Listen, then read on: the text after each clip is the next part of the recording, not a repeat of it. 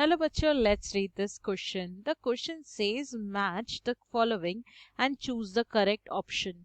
यहाँ पे अगर देखें तो कॉलम 1 और कॉलम 2 दिया गया है. यहाँ पे कॉलम 1 में it is given aleurone layer, parthenocarpic fruit, ovule, endosperm. Column 2 में without fertilization, nutrition, double fertilization, seed. Basically यहाँ पे जो भी चीजें दी गई है ये कोई एक का फंक्शन नहीं है.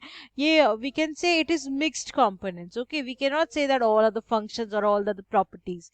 That is mixed. तो चलिए एक एक को क्लासिफाई करते हैं. अभी यहाँ पे सबसे पहली चीज है यहाँ पे A, that is aleurone layer.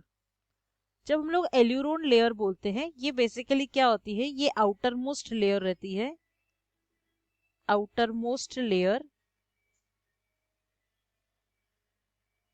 जिसका बेसिकली काम क्या रहता है, न्यूट्रिशन प्रोवाइड करना. किसी भी चीज को जो हमारे एम्ब्रियो ग्रो हो रहा है उसे न्यूट्रिशन प्रोवाइड करने का काम है ये एल्यूरोन लेयर का. ठीक है, तो यहाँ पे ये मैच होगा ऑप्शन 2 के साथ. तो हम लोग साथ ही साथ यहाँ पे लिखते जाएंगे A2.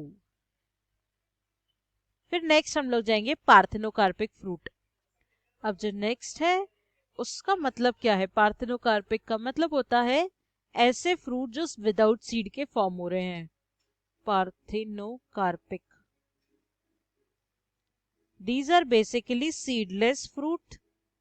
अब सीडलेस का मतलब क्या है कि एम्ब्रियो प्रोड्यूस ही नहीं हुआ, यानी कि जो फर्टिलाइजेशन था वो नहीं हुआ. So we'll say without fertilization outcome is coming.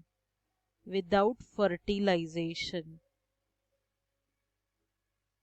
सो यहाँ पे ये देखें तो ये है option 1. So we will say be, option 1.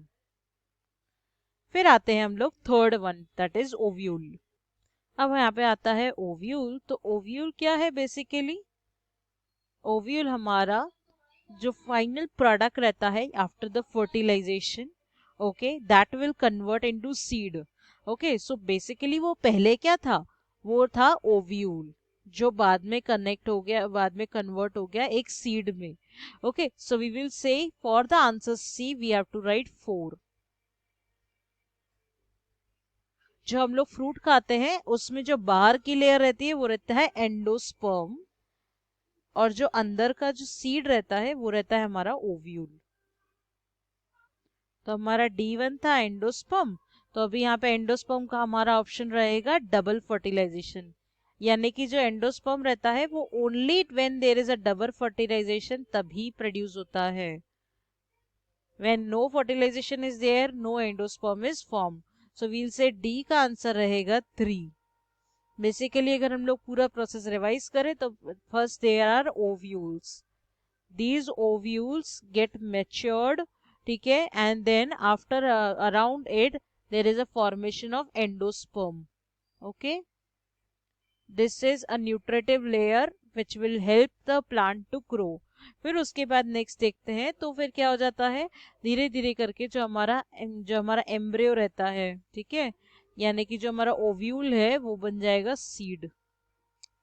Okay, so this is the process and our options will be 2, 1, 4 and 3. अगर हम लोग ऑप्शंस में देखें तो ये B वाला जो है वो मैच कर रहा है.